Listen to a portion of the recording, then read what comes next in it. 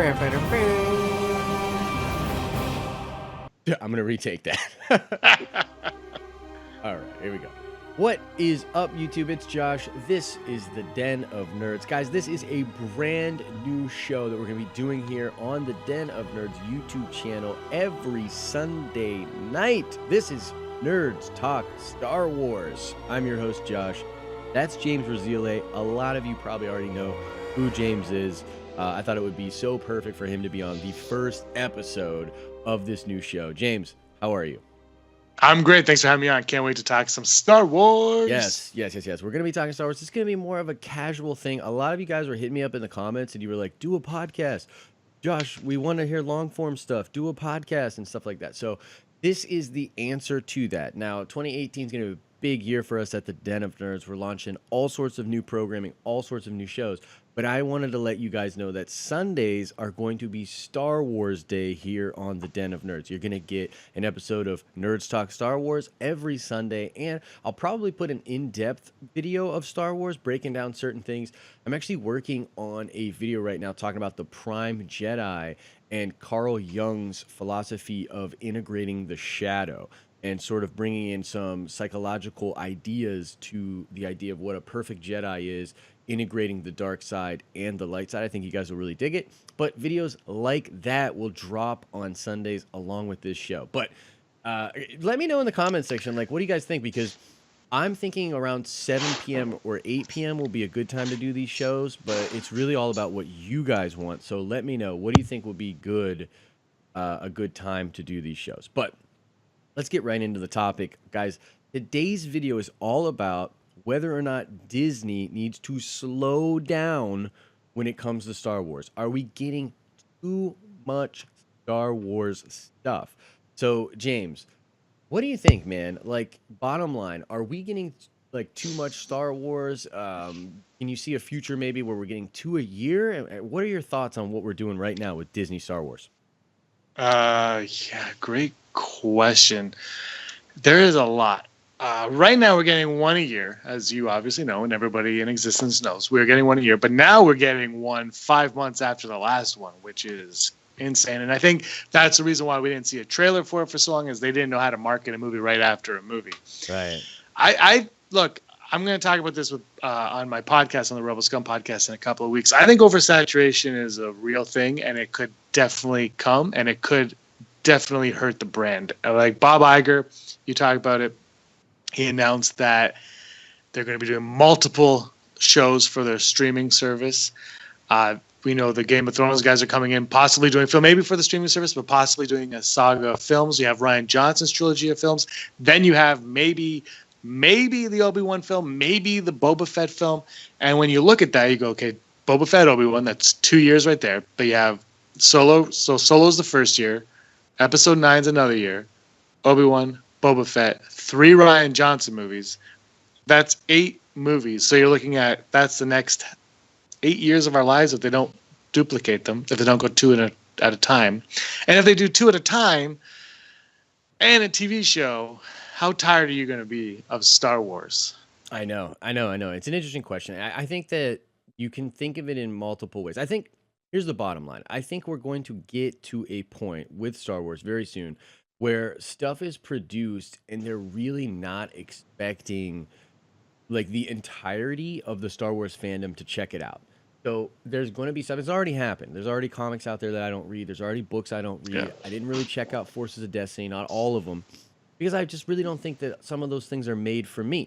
So that's perfectly fine. So are we getting to a point where Star Wars is going to be able to diversify its content to separate sort of sections of its fandom? And is it okay that they'll sort of leave certain people behind when it comes out? Like, what do you think about that idea? Are we getting, for you and I, hardcores, we're going to be watching all this stuff. But you think Disney's sort of seeing a future where their casual audiences are sort of split up and they're kind of going after them? What do you think about that? I personally, I think that makes a lot of sense. You want to get the kids. The kids are who you want to get. They're the ones that are getting the toys. But Star Wars toys, as has been reported by every outlet on the planet now, they're not selling right now. Yeah. I'm not. And you know what? I have a 10-year-old niece, a 8-year-old nephew, and a 5-year-old niece, and they all know Star Wars. And I talked about them on the show a little while ago. When they watched it, there were moments that they cared about, but for the most part, they're like, I don't really care about Star Wars. Yeah. It's just not their thing. And you know, on my digital charcuterie channel, I talk about the new Ninja Turtle show and how it looks. It doesn't look that great, like the visuals of it. Right. But my niece is obsessed with Teen Titans Go. Yes. And then when you look at Forces of Destiny, I think it kind of wants to be in that realm, but the look of it isn't quite there. And I just like they don't even know that exists and they don't care. Right. But I think you're right. I think I think it's smart to try to hit different demographics with everything. The problem is, and I see it on my channel all the time, is people can't see like the hardcore fans can't seem to see past that. A lot of not all of them, but a lot of them. They'll come like, oh, why would I want to watch Forces of Destiny? It's for girls. What's wrong with that? Like maybe they're trying to target girls on that. Yeah, for sure. Yeah, they're trying to target girls. Let them target. Like they have that. You're gonna have this. Like just let that happen. Yeah. So I don't see anything wrong with that. But then you have that backlash from those type of people's coming out. And the problem with the backlash is it's a small group, but they're so freaking vocal. loud. Right. Yeah, and it's honestly like I love looking at the comments and engaging with but I can't. It's just exhausting sometimes when I see things and they just don't understand. Like they're trying to target girls, like 8-year-old girls, because they want them to buy the toys. Yeah. That's the plan. They know the boys are going to buy the toys. They want them to buy it. Yeah. So sorry, I just want to. No, it's cool. It reminds me of something I said.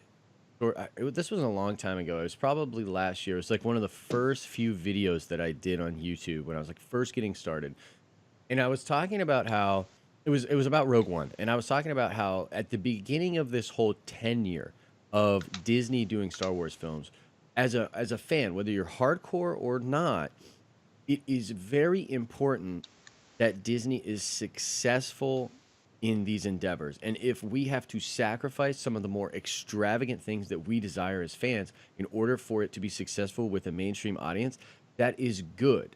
And the example that I gave was the Netflix Marvel shows. Like, you wouldn't have been able to get away with that during phase one. I don't think it works. Like, the Marvel Cinematic Universe wasn't super established. The brand wasn't super established. They came out and very, very intelligently sort of created a brand that had all this trust with a very big, wide audience. And then when they were already successful, and I'm talking about Disney, because Disney buys this whole thing, Marvel Studios, after Avengers, right? So from Disney's perspective, they have to figure out how to cash flow this thing, and then they can sort of make like more niched out content. So Daredevil is incredibly dark, just really, really brutal, and has a really good feel to it. But I think they earn that. And so Star Wars, especially under Lucasfilm, they have to similarly earn that. And so there's a lot of stuff that's being done for the mainstream. But I promise you that once Disney is successful with this, then we'll be able to sort of get the more ancillary stuff that I think would satisfy us as fans.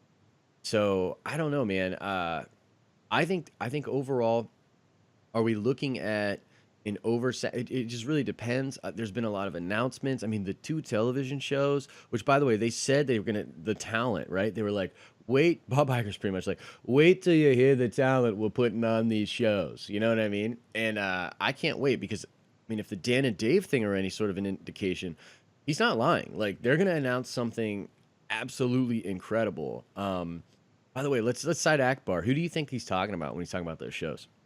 I have no idea. I'm not even going to lie. Who would you think? Who would you? The first thing that jumped into my head was the crew behind Westworld. So Jonathan Nolan, right? Christopher Nolan's brother. Yeah. If they did something with, because here's the thing, Westworld, and I say this all the time to people, and I get into sort of like things with people, but I love Game of Thrones, love it, but it sort of came into its own. It's been on so long that it adapted with the times. Westworld was hyper aware of how people digest entertainment, what it takes to be successful on television. They reverse engineered that, they took their time and gave, in my mind, the best first season I've ever seen out of any show. And so that's the type of writer, that's the type of creator that Jonathan is. I would be incredibly excited if they announced him on a Star Wars show. And then the other one for me is obviously Dave Filoni. I mean, we're huge fans of Dave Filoni, so I think that that's the way. What do you think about those? To Dave Filoni would be my go-to, but would Bob Iger say, "Wait till you see who we got"? If it was Filoni, do you know what I mean? Yeah, he Like wouldn't say Filoni, that. No, he yeah, wouldn't. because that's so. Filoni for me is hands down would be who I. If he wants live action, he might just be an animation guy though. He might just want to live in that world of animation. There's nothing wrong with that. But yeah, if he, because look, when you watch Rebels and Rebels, look, everyone loves the Clone Wars, and then Rebels came. It looks too much like a kids cartoon, and it was, and it is a kids cartoon, but it's grown so much, and the Oh, lore. the show's so good. Yeah, the lore is expanded on and explained so well. You know, and that's the one thing after when we spoke on the phone that cost me $200 after we saw The Last Jedi. It was one of the things I said was, you know, Luke mentions the Force to Rey exactly how Kanan mentions the Force to Sabine. Yep. And and look, I liked The Last Jedi a lot, but I thought that the Rebels version of that was stronger than The Last Jedi. It is stronger. It is stronger. Yeah. In so many different ways. I love that you went there. I'm sorry, I want to hijack this for just a second. That's fine. That episode where she's training, such a powerful episode, Dave. And this is why I think that Dave should get a shot at live action if he wants it. If he wants it. Because he was George's Padawan. He understood all that. And they built the animation. The way they build those shows is cinematic. They decide where to put the camera. They decide all these things. Cinematically, they're using the same lessons. And if you look at the storyboards that Dave did, which, like, I have all those photos somewhere on my Dropbox. But that panel where he's going over all that, you just get inside his head and you're like, dude, this dude knows how to cinematically, do this. So, and randomly went into the Rebels theater when we were in Orlando. Remember how they had Rebels just playing? But randomly went in there on Sunday and I was just kind of trying to take it all in, just this was such a great experience. I just wanted to take it all in. And that episode was on when I went into the room and I stayed in and I watched it, the whole thing. It is awesome. Incredible. But yeah, sorry, I didn't want to hijack either. No, I just like Filoni. He understands it, and he's a world builder in a world that we already know, and he's serialized. He can do the serialized versions of things, and I think that's really important. And I just can't think of Game of Thrones is exciting. Rian Johnson is exciting. If you like Last Jedi, if you didn't, then you're not excited. They're all exciting, but from what I've seen, Filoni, like you said, George Lucas's Padawan, he gets it, he understands it, and he can communicate it in a way that feels closer to the original trilogy, prequel trilogy to an extent, type of way, like the George Lucas style, than straying from that. Like Rian Johnson, love or hate Last Jedi, he strayed off. It looks nice and it feels Star Wars, but it strays. You can tell that it's strayed, and it's not George Lucas. You could just tell. Even if it has the same themes, it just feels different. But Filoni feels like it's in there. He pulls off, like I said, like that Kanan and Sabine training is what you kind of want the Luke and Rey. Like Kanan doesn't want to train Sabine. It's the same type of dynamic, but it's played out so much better. Is it played out stronger because it's serialized and we've been with him for 3 years up to that point? I don't know, but I'm with you, man. Filoni, give it to him. But does that excite the shareholders at Disney if Filoni is in charge of it? Exactly. Which speaks sort of to the problem, I think. One of the problems. And look, it's business, and we understand how this works. But I think, look, getting Dan and Dave was great. It's a great PR splash. It makes a lot of sense. If you did the Filoni thing, it would make a lot of people very happy. Just not like non-hardcores, I think. You know what I mean? So it's kind of a tough sell. So what do you think? Let's talk about this. What do you think Disney's goal is with all of this Star Wars? Because they wouldn't make these decisions. They wouldn't be putting out all of this content if they didn't think it would bring in eyeballs. Do you think they are... Here's what it is. Do you think Disney believes that Star Wars has the most hardcore fandom out of any sort of like nerdy thing out there, and that it like requires this sort of energy?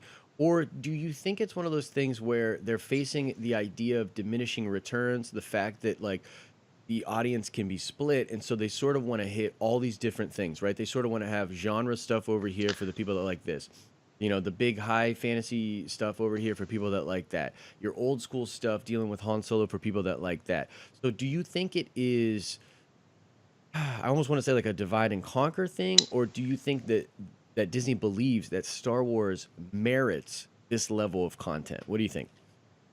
I think at the end of the day, they know the Star Wars fandom is insanely huge. We're willing to spend all of the money that we can on Star Wars. We have no issues doing that whatsoever. You look at, I'm sure your toy collection, you know, the amount of times you've seen The Last Jedi in the theater, the amount of times you saw Rogue One, Force Awakens. They know where we are. But they also know that Star Wars, look, there's time periods where Star Wars has not been the forefront of attention. And that was like late 80s, early 90s. And then maybe after Revenge of the Sith, around there, right? Like it kind of was like, eh. And you know, us diehards were like, well, are we going to get another one? Clone Wars. So they know that. But look, they've made their money back from this purchase already. Well, that's debatable actually, but they made $4 billion off of the movies though. Yeah, but that's not gross. But they've made what they're doing okay. Yeah, they're not hurting. But look, they have a theme park, and they want you to go to that theme park, and they want you to spend the money at that theme park, and they want you to buy the T-shirt when you're at that theme park, and they want you to buy the Jawa juice when you're at that theme park. Yep. And the way to get to that theme park is, look, you and I are going to go to that theme park in 10 years when there's no more Star Wars movies. We're going to be like, yes, and we'll be the only ones in the cantina.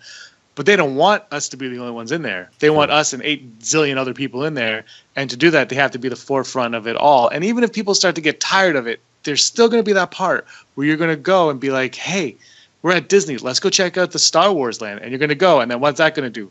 Renew your interest in Star Wars. Because you might, even if you fade, you're going to go to the park. Oh, Star Wars land. Oh, remember that part? Yeah. Oh, my God. We should buy the Blu-ray. And you're going to go and you're going to buy it. And then, oh, my God, the new one's coming out in a week. We should go. And then that's going to play into that. And then for everybody else, like, oh, I just saw the new Star Wars. Let's go to Orlando or California and check it out. And then you're going to do that. And I think that's really where they are. Look, they're in the movie business, but they're in the money-making business more than anything. Yeah. And they want to milk this move as much as they can. Yep, like Luke Skywalker on Octo 2, baby. Drink it up. Right. And you know what's interesting? I just had this thought. I want to hear what you think about this. It almost feels like the opposite of what happened with Harry Potter. So with Harry Potter was huge. It's still very big.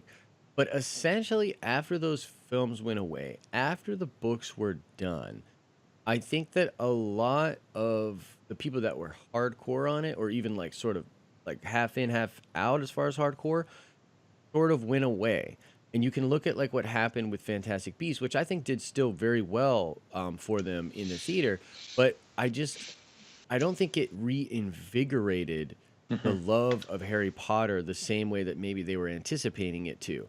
So do you think that that's sort of a different thing? Is it one of those things? Because here's the thing. Media is changing. And this is something that Disney seems to at least be better at understanding than a lot of other studios out there. And maybe it is literally a thing where if it isn't constantly doing new things, if it's not constantly bringing this out, because they said at least 2 new shows, right? Well, what if it's literally a mini series of 8 episodes? Would that be as bad? Would that be as saturating? I don't know. And then if it's successful, it's just one more thing to get excited about. So I think that maybe it could be a thing as simple as they don't want to let the reins go because the momentum's there, and they think they have a way to sort of keep that momentum going. More and more young people, like let's just say that, let's say you and I like had a kid in the next couple months here. Oh, geez, give me some wood to knock on. But let's say that happened. Would our kid not grow up to be a big Star Wars fan? I mean, unless it's, we push them away from trying to get them to do it. But point being, like, aren't we going to share that with our kids? Yeah, we would for sure. I think, here's the thing. I really think they're doing these shows on their streaming service, and I don't think they're going to be similar to the Netflix Marvel shows. I don't think they'll be dark and gritty like that. Like, I don't think we'll see too much blood ever in Star Wars right away, maybe if they have to. But there has to be something different from the Netflix show, from J.J. Abrams' Episode 9, from the Game of Thrones saga. There has to be something different, new, and unique that is not going to make us go, oh, because there will be. Look, there is already a large group of people that saw the Solo trailer on Super Bowl Sunday and went, oh, Star Wars. And it's not the ones that hated The Last Jedi. It's the people that are just like, oh, Star Wars, because they go to buy an orange at the grocery store and it has a sticker of a Praetorian Guard and they don't even know what that is. Like, it's those kind of people that are already tired of it. But if they do a Star Wars movie and it's about the seedy underworld of bounty hunters and there's no lightsabers and it really isn't Star Wars at all, but they slap on those two words. I think that's a way to keep it fresh and new. Like, there's so many avenues in Star Wars to explore, because look, everyone cries that the EU was killed off, and yeah, it kind of sucks that there's some good stories there, but look at how rich that was.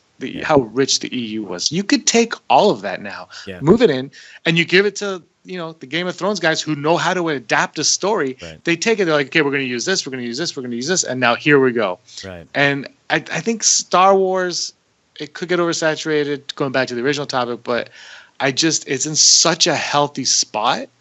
I know that there's a bunch of fans commenting right now, probably on my channel, not yours, about how much they hate Star Wars and I'm a shill. But it's so healthy right now. Yeah. They had a Super Bowl spot followed by a Good Morning America spot. Yeah. Both of them millions of views online. And then the next day you're like, by the way, Game of Thrones is coming in. Yeah. Like, they know what they're doing over there. Yeah. And it's like, and look, I just think that it can't be understated, like, how media is changing. Like, it really does feel like you lose relevance more quickly than ever. Like, I know, because, like, look, I sort of held back January, like January and early February, I was making a lot of, like, decisions. I'm very busy with the comic book job. And so I sort of took a step back, and you can just look at the numbers, man. Like, it's, you know what I mean? Like, just people, if you're not right then and there, if it's not now, it's in my face, it's not relevant, and people can move on very, very quickly.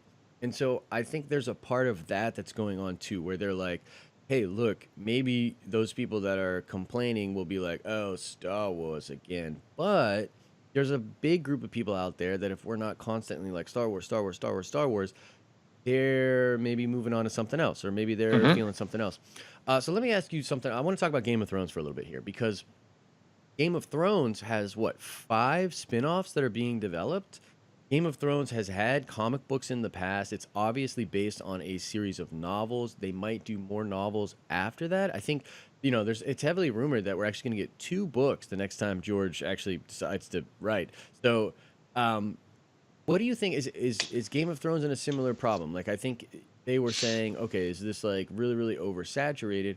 Or is it an example of something that is once again merited because the love of the thing is so extreme? Yeah, I think it's merited a little bit, and because there was 4 spinoffs or 5. I think it's 5. You know what I mean? And once again, we don't know the full. But those are also just there are 5 spinoff ideas. Mm-hmm. Maybe they'll choose one. Like, nobody really knows. Look, if you have a good thing, you want to run with it. But as Friends taught us, sometimes you don't spin off Joey into a TV show. Some things are better left not touched. Yeah. But Game of Thrones, and I'm a huge Game of Thrones fan.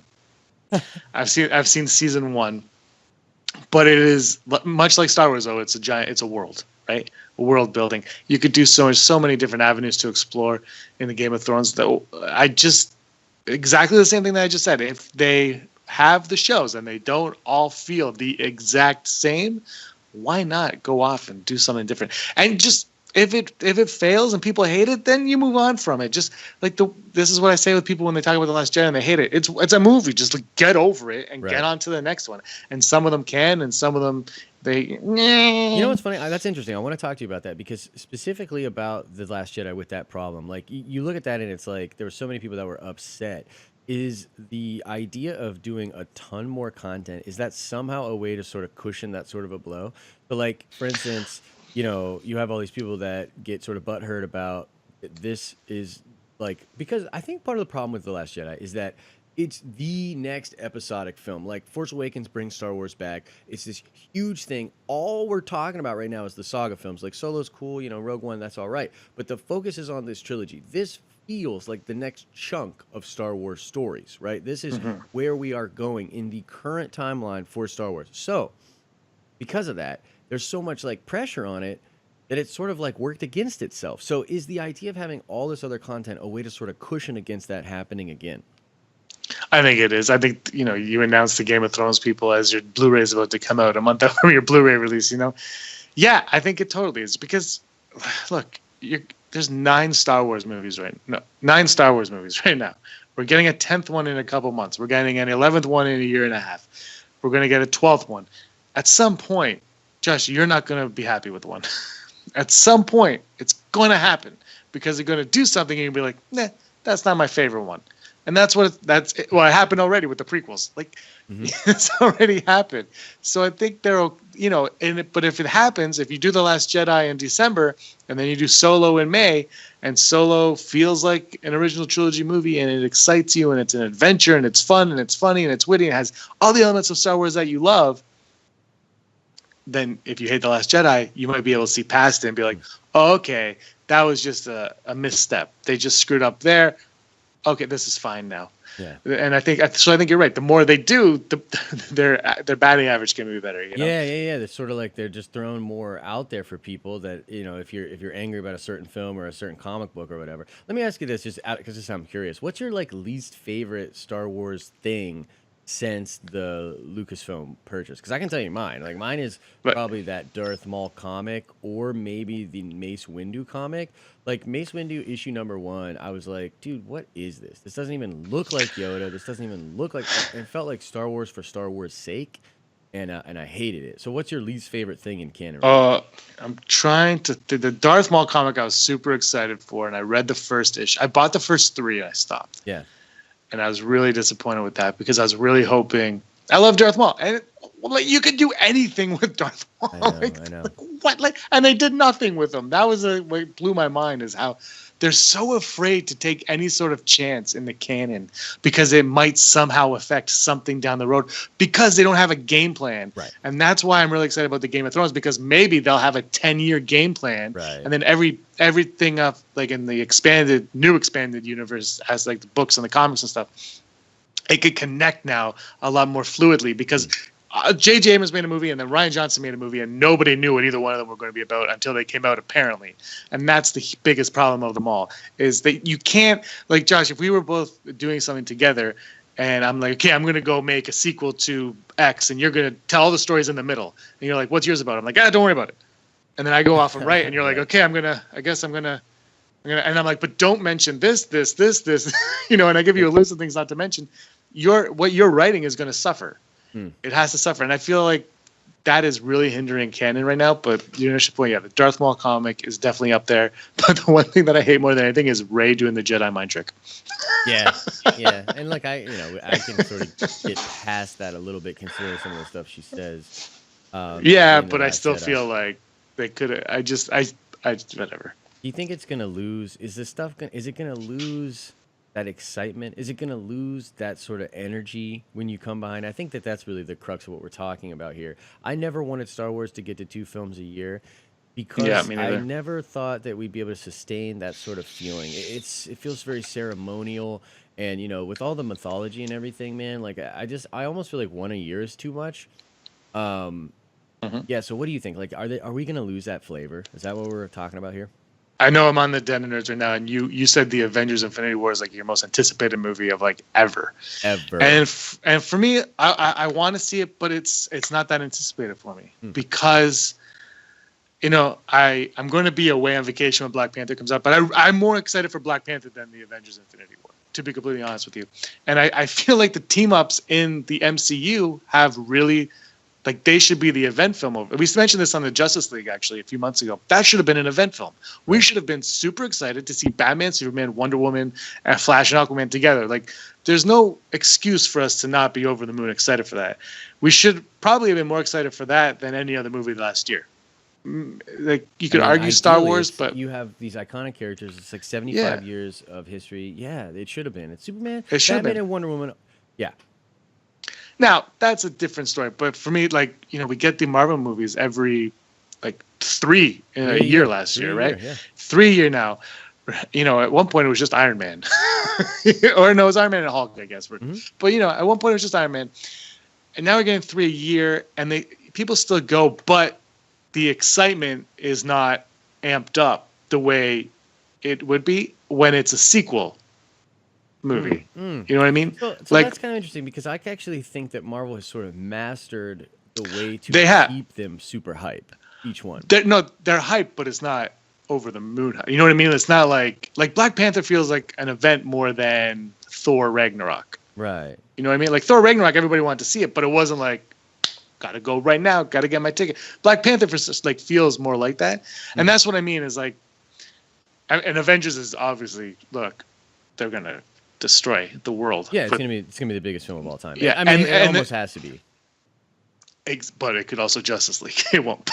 But you know, but I just feel like there's a point where it has to lose its luster a little bit, unless they could capture lightning in a bottle like Marvel has, Yeah. and The Last Jedi is not the way to start that. Right, right. And I think that so one of the things that's interesting is part of the formula with Marvel. I think one of the reasons that it's able to do that is because it's sort of character specific and sort of genre specific, Yes. and because it's a congruent story. So a lot of this has to like it's very very interesting what they've been able to do. But let's just break down this year. So you've got the Black Panther movie. Now obviously there is a lot of reasons why this movie is so hyped. First of all, it just flat out looks amazing, right? And as a huge comic book fan, I've always loved T'Challa. I've always loved that. But you can't deny that the fact that it literally elevates black status, it has so much of what we're calling black excellence front and center. It's it's like a socially conscious movie. It's sort of it's that kind of a film. It feels very Mhm. important in the same way that Wonder Woman felt important. I've talked a lot about this, but in the same way that Wonder Woman felt like, yes, female director, female superpower, craziness. This is so important. It feels like a moment in time. It's the same thing with Black Panther. Then you have Infinity War. And now Infinity War is a culmination of like 22 films. It's this event thing. It's this MCU buildup. 10 years, right? 10 years. This is absolutely insane. Yeah. Then after that, you've got Ant-Man and the Wasp, and literally it just looks so fun. It looks so different than what you're gonna get out of these first two films. It's almost gonna be like, man, those were really really intense. Black Panther, Infinity War, intense. I need to take like a break. I need like a Sprite and go sit down somewhere. And that's what Ant-Man and the Wasp feels like.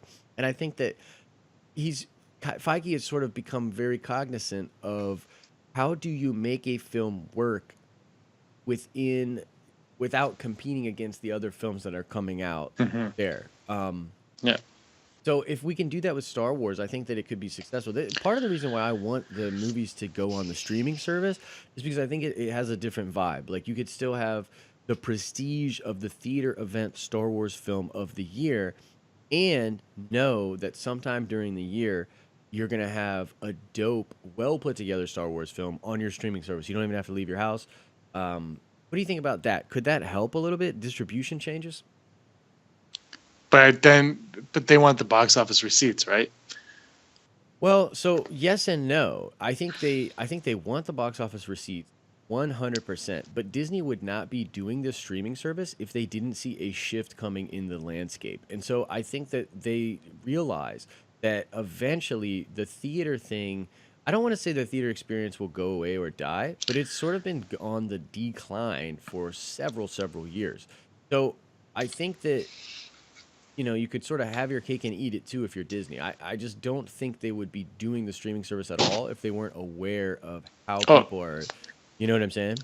the only people that don't believe in streaming is blockbusters. So Right. I think, yeah, I know. I think they're going to stick with the theaters because they just made $1 billion. But that's to your last point, though, is the Marvel movies. How many of them have made $1 billion? Avengers, right? Civil War, like the big ones, right? Ant-Man is not going to make $1 billion. No, but it profited more. It literally had a better ROI than Justice League. So, like, you know, No, what I'm no, saying? Justice League is just Well, but I mean, but to be but I mean, fair, what you're talking about is like, okay, so just like I get what you're saying, but at the same time, they've built a model in which you don't like it can be successful. It doesn't have to no, hit that's those $1 billion numbers. that's what I mean, though. But does Lucasfilm, Star Wars, Disney, do they want the Star Wars brand to be $1 billion film every time out of the gate? And and Han Solo, look, I don't think anyone thinks Han Solo is going to make $1 billion, even though it's going to be the third best Star Wars film. But like, is that going to set the bar for the not 9, but the next spin-off film? And then maybe they can live in a world, because look, you come out of the gate at $2 billion performance by Force Awakens. Yeah. That's huge. And then your next one makes $1 billion, and there's nobody in it except for Vader for 10 minutes. Like, that's also huge. And then your next one makes $1 billion, and nobody liked it. Right. So that's huge. Like, I, and then Solo, I'm curious to see where Solo lives, and I think that is going to determine the future of one or two movies a year, Yeah. what type of movies are released a year. The Obi-Wan movie, I think, might hinder on the Solo Yeah, performance yeah, I'd agree. because they could easily be like, okay, that's your idea right there. It's like, they don't want to see the individuals, even though it's weird, but they'd be like, nah, you know what? Let's throw the Obi-Wan film on the streaming service. Call up Ewan McGregor, offer him 2.5 million, and we'll do it. And they're like, okay, and that's how that happens. Yeah. So I think Solo is where we're going to learn a lot about the future of Star Wars. I think. I really do agree with you, and the fact that it's so close to Last Jedi is very interesting. It's going to be kind of interesting to see, how that works exactly. Now, is Episode 9, is that in May of next year? Is that what they're saying? December. They pushed it back. They Yeah. start shooting this June, so they pushed it back to December 19th. So that is very interesting. So you're looking at over a year. You're looking at like a Yeah. year, almost 2 years. Yeah, year and a half. Yeah. Yeah, yeah, for between them. So maybe that's enough time to sort of create a refreshment. You know what I mean? Sort of like a breath. hmm I don't know. I mean, what if? Yeah, what if they sort of ping pong back and forth, right? And they're doing that, and then they give the break. I mean, there's all sorts of ways that they can do it. All right, so let's wrap this up. So here's the way this is going to work, guys. Normally, what we're going to start doing is start taking questions from you guys. So please feel free to put some questions for next week's episode down in the comment section of this video. So we'll spend like the last 10 minutes of each episode going over questions. Now, since this is the first one, and I came up with the show today, we don't have any questions on this one. But real quick, just your bottom line thoughts. What are you concerned that we're getting oversaturated? What would your personal solution to this be if you were in charge? If you were Kathleen Kennedy? Uh, I think the one a year is okay. I think for me, look, give me one every 2 years, because it's an event film. We're missing the event, but one a year I think is perfect. The problem is when your one movie is Force Awakens and then 2 years you have The Last Jedi, and they don't feel like they connect. Like a lot of people complain that they don't feel like they connect. That's when problems arise. So you got to tighten that ship a little tiny bit, make things a little. We live in a binge world. Everybody binges everything. You sit in front of your TV, computer, phone, whatever, and you're like, I'm going to watch this on Netflix, and you watch the entire season in a day. And in that season, everything needs to connect and feel like one piece. And when you're doing a series of films now, and you have to wait 2 years, and you're not getting that connective tissue, that's going to piss a lot of people off. So I would just say tighten that just a little tiny bit. One a year, stick with that. Because if you do one a year, actually, I should bring this. So there's a year and a half until Episode 9 after Solo.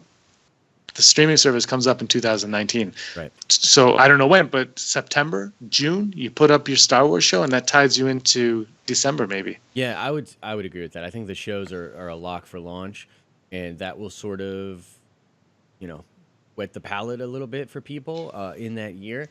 My personal solution, I don't want to see it go to 2 films a year. I think 1 a year is fine. And I think what's interesting is you might have a scenario where you can sort of have films come out that are like, I almost want to call them like filler films, right? Filler films, you bump, and then like maybe every 5 years we then do like a new saga. The thing is, they have to figure out a way to bring that feeling back that you had with The Force Awakens. There is a way to do it, and you don't just have to stop making Star Wars stuff to get there. You have to make a different kind of Star Wars stuff for a while and then go back to it, right? So I think that's my personal solution. It's not so much about stopping the production. It's about being very smart about the type of content you produce and sort of like figuring out a way to wheel it so that it's like, okay, we're over here now. We've been in this realm for a while. I'm really craving the saga feeling again, the crawl, everything. So, and then like 4 years, boom, now we're back into that or whatever it ends up being. I think that there's a way for it. The bottom line is this means job security for people like James and myself. We're going to be talking about Star Wars for the rest of the time. Yeah. Yeah, guys, this has been the very first episode of Nerds Talk Star Wars, which, Oh yeah, so let me know, like, is that name ridiculous? Because I'm keeping it either way, but I do want to know what you think. yeah. This is going to be going down every Sunday evening here at the Den of Nerds. But hey, if you want Star Wars content all the freaking time, go check out this gentleman's channel. James, you do a channel, you talk about Star Wars. What's this channel called? Yeah, it's called the Rebel Scum Podcast. We get a weekly check from Disney to say all positive things about Star Wars, even though even though we have a show where we debate stuff that sucks and we say stuff that sucks when it sucks. But you know, you and I are both the shills that we are, and we love it. Whatever. We're shills. It's fun, man. We should enjoy Star Wars. It's a freaking movie franchise. Yeah, Just honestly. have fun And with my it, big man. push in 2018 is going to be like, can we just be nice to each other? Like, that's kind of my Yeah. thing. Like, and I don't even like covering like controversial topics. Like, you might have seen some videos recently where I talk about controversies. And I don't even like doing it because everybody gets hijacked. They want to like sort of just hold it up and make their point correct. Look, everybody's allowed to have opinions. Things are tense right now in the world. I get Yeah. it, but there is no reason you can't be polite to people. Respectfully put your point of view out there, and or don't. It doesn't. You know what I mean? Like whatever. Just do you, Yeah. and I'm sure the world will respond accordingly to how you conduct yourself. So. This has been the first episode, guys. Make sure you drop a like and all that business. Every Sunday, we're doing it. Nerds Talk Star Wars. As I always say, I hope you're having an awesome and nerdy day. And I'll see ya in the next video. Bye-bye. Oh, yeah, 8 out of 10 times. We're doing it.